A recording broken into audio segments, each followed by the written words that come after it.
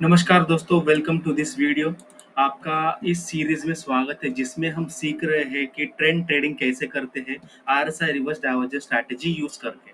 Okay, जिसके लिए हम डेली टाइम फ्रेम में ट्रेंड आइडेंटिफिकेशन करते हैं एंड आवरली टाइम फ्रेम में हम हमारे ट्रेड्स एग्जीक्यूट करते हैं।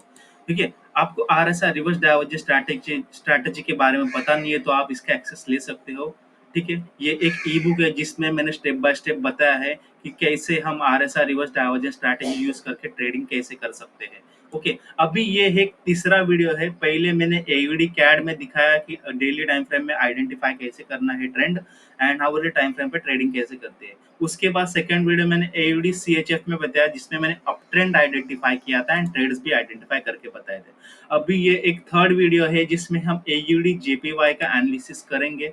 इसमें ये देखो, आप जो आपके सामने जो ये अप ट्रेंड है, इसमें ये वाले ट्रेड्स कैसे बने, इसके पीछे का लॉजिक क्या था, एग्जिट क्यों लिया एंड ये ट्रेंड कैसे आइडेंटिफाई किया, ये आपको सीखने को मिलेगा। तो सबसे पहले हम जाते हैं डेली टाइम फ्रेम पे। ओके, डेली टाइम फ्रेम पे हमें यहाँ पे आने के बाद आपको रिवर्स डाइवर्जेंस ढूंढना पड़ता है। रिवर्स डाइवर्जेंस मुझे यहाँ पे दिख गया था, ये red candle and one more red candle है, ये डोजी दिख रही है आपको।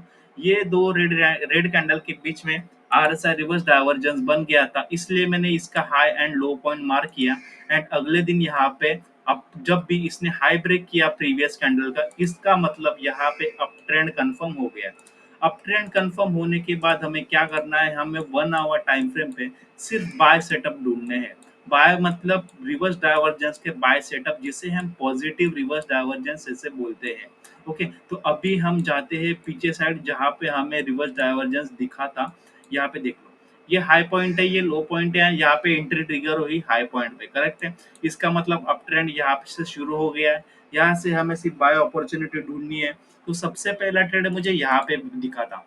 क्यों दिखा था? क्योंकि ये red candle, I am sorry, ये रेड कैंडल एंड उसके बाद है ये रेड कैंडल, इन दोनों में रिवर्स डाइवर्जेंस बनने के बाद रेड कैंडल का हाई पे एंट्री है, तो नेक्स्ट कैंडल ने एंट्री भी दे दी। स्टॉप लॉस लो रखेंगे, लेकिन पहले ही ट्रेड में स्टॉप लॉस हिट हो गया। ठीक है, तो कोई बात नहीं, पहला ट्रेड हमारा स्टॉप लॉस हिट हो गया। दूसरा रिवर्स डाइवर्जेंस मुझे यहाँ पे मिला था, ये रेड कैंडल एंड उसके बाद ये रेड कैंडल, इन दोनों में रिवर्स डाइवर्जेंस बना। तो नेक्स्ट कैंडल ने रेड कैंडल का हाई ब्रेक किया यहाँ पे, तो एंट्री बनी, स्टॉप लॉस लो रखेंगे। एंड यहाँ पे 1:2 कितना रिस्टो रिवॉर्ड आपको दिख रहा है, यहाँ पे देख लो।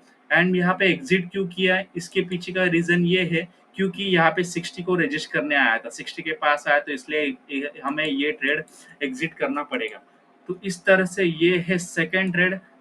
उसके बाद ये थर्ड ट्रेड यहाँ पे आपको देखने को मिलेगा। यहाँ पे देखो, ये रेड कैंडल एंड ये रेड कैंडल, इन दोनों में फिर से बना है रिवर्स डाइवर्जेंस। तो यहाँ पे एंट्री बनती है हाई रेड कैंडल के हाई पे, स्टॉप लॉस लो रहेगा। एंड हमने यहाँ पे एग्जिट इसलिए किया क्योंकि यहाँ पे डाइवर्जेंस बन रहा था, इसलिए हमें एग्जिट करना पड़ेगा यहाँ पे, वरना यहाँ पे अच्छा खासा फॉल आया था। ठीक है, तो एग्जिट करने का रीजन ये भी है, डाइवर्जेंस है। यहाँ पे 60 रीजन था, 60 रजिस्ट कर रहा था, डेट इज वाई हमने एग्जिट कर दिया। मोस्टली लोगों को पता होता है कि एंट्री कहाँ पे करनी है, लेकिन एग्जिट कहाँ करना है ये नहीं पता होता। यहाँ पे फिर से एक रिवर्स डाइवर्जेंस का सेटअप बना है, देख लो, ये रेड कैंडल एंड ये रेड कैंडल, इन दोनों में रिवर्स डाइवर्जेंस बना। रिवर्स डाइवर्जेंस बनने के बाद रेड कैंडल का हाई नेक्स्ट कैंडल ने ब्रेक कर दिया, तो एंट्री यहाँ पे ट्रिगर हुई, स्टॉप लॉस ये रखेंगे। लेकिन हमें यहाँ पे एग्जिट इसलिए करना पड़ा क्योंकि यहाँ पे इन तीन कैंडल्स के बीच डाइवर्जेंस का सेटअप है, तो दैट इज वाई हमें यहाँ पे एग्जिट करना पड़ेगा। इसमें छोटा सा प्रॉफिट हमें मिल गया है। उसके बाद वन मोर ट्रेड यहाँ पे दिख रहा है मुझे, यहाँ पे देख लो, ये रेड कैंडल एंड ये रेड कैंडल। अगर आपके मन में सवाल आ रहा है कि मैं ये दो रेड कैंडल कैसे कंसिडर करता हूँ, तो आपको RSI reverse divergence strategy step by step सीखनी पड़ेगी। इसके पीछे मैंने लॉजिक बताया कि क्यों ये दो कैंडल ही हमें कंसिडर करना है। ओके, आप बोल सकते थे ये कैंडल क्यों कंसिडर नहीं किया, क्योंकि उसमें रिवर्स डाइवर्जेंस नहीं है। ठीक है, तो ये लॉजिक मैंने ई बुक में बताया हुआ है।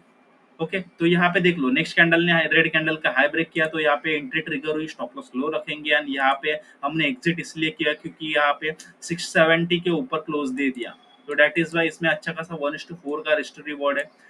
इसी तरह यहाँ पे फिर से रिवर्स डाइवर्जेंस है, ये कैंडल एंड ये कैंडल। ठीक है, ये दो रेड कैंडल्स के बीच में रिवर्स डाइवर्जेंस बना है, तो इसलिए एंट्री यहाँ पे हाई पे बनेगी, स्टॉप लॉस लो रखेंगे। एंड इसने अच्छा खासा मूवमेंट भी दे दिया है। ओके, तो इस तरह से हमने कुछ सारे इतने सारे ट्रेडर्स देखे, 1 2 3 4 5 6 ट्रेडर्स देखे, जिसमें से स्टॉप लॉस कितने हिट हुए, हमारे एक ही स्टॉप लॉस हिट हुआ है। ओके, तो आई होप आपको वीडियो समझ में आ गया होगा कि ट्रेंड ट्रेडिंग कैसे करते हैं RSI reverse divergence strategy use करके। ओके, बाकी के 2 वीडियोस मैंने डाल दिए, एवीडी कैड, एवीडी सीएचएफ के ऊपर सेम सेटअप यूज किया है। अगर आपके पास कोई स्ट्रैटेजी नहीं है, आप सीखना चाहते हो, ट्रेडिंग मास्टर करना चाहते हो एक ही सेटअप, तो इसको सीख लो एंड ई बुक की भी एक्सेस ले सकते हो। इससे आप RSI reverse diversion strategy master कर लो। एंड ये सीरीज में कंटिन्यू रखूंगा। यहाँ पे जितने भी वॉच लिस्ट में पेयर दिख रहे सब मैं आपको दिखाऊंगा, बाय सेटअप कैसे ढूंढना है। एक बार बाय सेटअप ढूंढ के हो गया तो मैं सेल सेटअप करके दिखाऊंगा। ओके, तो बने रहिए वीडियो में एंड चैनल को सब्सक्राइब करना ना भूले। लाइक करो, कमेंट करो एंड दोस्तों को शेयर करो, ताकि हर कोई ये जो रियल नॉलेज है सबके पास पहुंच जाए। Thank you so much.